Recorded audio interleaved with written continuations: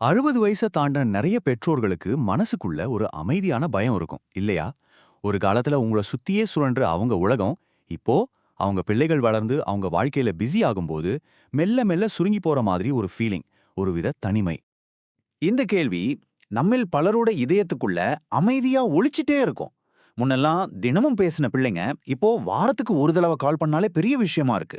அவங்களுக்கு நான் ஒரு பாரம் ஆயிட்டேனா, இல்ல நான் ஏதாவது தப்பு செஞ்சுட்டேனா?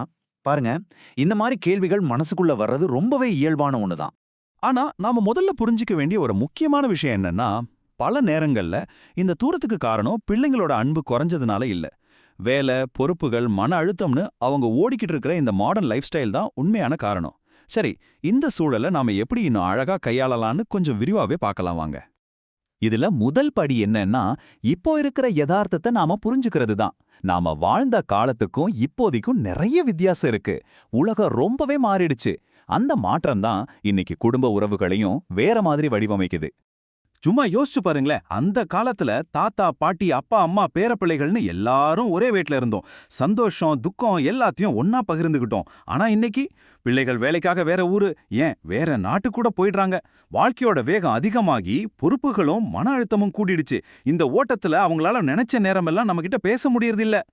சரி, சூழல் மாறிடுச்சுங்கிறது உண்மை. ஆனா இதுக்கான தீர்வு வெளியில இல்ல, நமக்குள்ள தான் இருக்கு. நம்ம வாழ்க்கையோட மொத்த மையப்புள்ளியா பிள்ளைகளை மட்டுமே வச்சிருந்தா அவங்க பாதையில போகும்போது நாம தடுமாறி நிக்க வேண்டியிருக்கும். அந்த தடுமாற்றத்தை எப்படி தவிர்க்கலான்னு இப்ப பார்க்கலாம். உங்களுக்கு ஒரு உதாரணம் சொல்றேன். 67 வயசான ராமசாமியோட கதையை கேளுங்க. ரிட்டையர் ஆனதுக்கு அப்புறம் அவரோட ஒவ்வொரு நாளும் ஒரே ஒரு எதிர்பார்ப்புல தான் போயிட்டு இருந்துச்சு. இன்னைக்கு என் பையன் ஃபோன் பண்ணுவான். ஒரு நாள், 2 நாள், சில சமயம் ஒரு வாரம் கூட ஃபோன் வராது.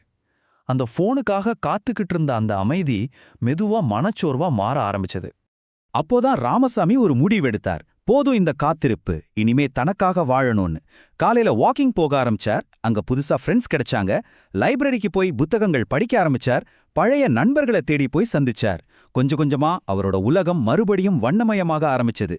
அந்த ஃபோன் காலுக்காக காத்திருந்த உலகம் இப்போ அவருக்காகவே இயங்க ஆரம்பிச்சது. இங்கேதான் ஒரு ஆச்சரியமான ஒரு சைக்காலஜி இருக்கு.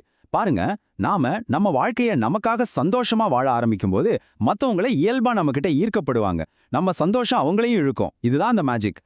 சரி, இந்த மனநிலை மாற்றத்தை எப்படி நடைமுறைப்படுத்துறது? அதுக்காக சில பிராக்டிக்கலான வழிகள் இருக்கு.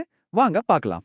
இந்த 4 விஷயங்கள் உங்க வாழ்க்கையில ஒரு பெரிய நல்ல மாற்றத்தை கொண்டு வரும். முதல்ல, நம்மள அறியாமையே செய்யற அந்த குறை சொல்ற பழக்கத்தை நிறுத்துறது. 2வது, நமக்கான ஒரு புது நட்பு வட்டத்தை உருவாக்குறது. 3வது, இந்த காலத்து டெக்னாலஜியை ஒரு நண்பனா ஏத்துக்கிறது. கடைசியா, ரொம்ப ரொம்ப முக்கியமா, நம்மோட மதிப்பை நாமளே உணர்றது. வாங்க இத ஒவ்வொன்னா பார்க்கலாம்.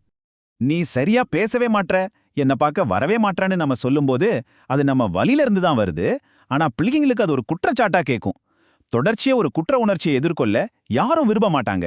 அதனால இயல்பாவே அந்த உரையாடலை தவிர்க்க பார்ப்பாங்க. சோ நாம பேசுற விதத்துல ஒரு சின்ன மாற்றம் கொண்டு வந்தாலே போதும், பெரிய பலன் கிடைக்கும். இந்த சார்ட்டை பாருங்களேன். இது வெறும் கருத்தில்ல, இது ஒரு ஆராய்ச்சி முடிவு. நல்ல நட்பு வட்டமும் சமூக தொடர்பும் இருக்கிறவங்களுக்கு மனச்சோர்வு வரதுக்கான வாய்ப்பு எவ்வளோ கம்மியா இருக்குன்னு பாருங்க. இது மனநலத்துக்கு மட்டும் இல்ல, நம்ம உடல் நலத்துக்கும் ரொம்ப முக்கியம். 70 வயசான மீனாட்சி அம்மாள் ஒரு சூப்பர் உதாரணம்.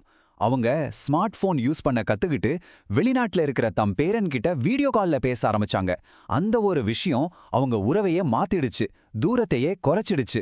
பாத்தீங்களா, டெக்னாலஜி ஒரு பூதம் இல்ல, அது ஒரு வரம். அதை நம்ம கட்டுப்பாட்டுல வச்சுக்கிட்டா தூரங்கிறது ஒரு விஷயமே இல்ல.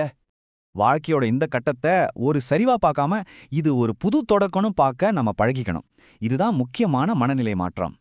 இந்த ஒரு வரியில எவ்வளோ ஆழமான அர்த்தம் இருக்குன்னு யோசிச்சு பாருங்க. ஒரு விதை முளைச்சு ஒரு பெரிய மரமாகும்போது அது விதையை விட்டு விலகி வானத்தை நோக்கி போகுது. அதுதான் வளர்ச்சி. அதே மாதிரி தான் நம்ம பிள்ளைகள் அவங்க வாழ்க்கையில வளர்றது நம்மளோட மதிப்பை குறைக்காது. உண்மையே சொல்லப்போனா அது நம்ம வளர்ப்புக்கு கிடைச்ச மிகப்பெரிய வெற்றி. 60 வயசுங்கிறது அனுபவம், அறிவு, அமைதி, இது மூணும் ஒன்னா சேர்ற ஒரு அற்புதமான காலகட்டம். இது ஓய்வு பெறுற வயசு இல்ல, வாழ்க்கையே ஒரு புது கோணத்துல வாழ ஆரம்பிக்கிற வயசு.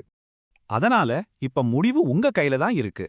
தனிமைங்கிற சோகத்துல மூழ்கி போறதா, இல்ல உங்க அனுபவத்தோட பலத்தோட உங்க வாழ்க்கைய மறுபடியும் ஒரு முறை அழகா வடிவமைக்கிறதா?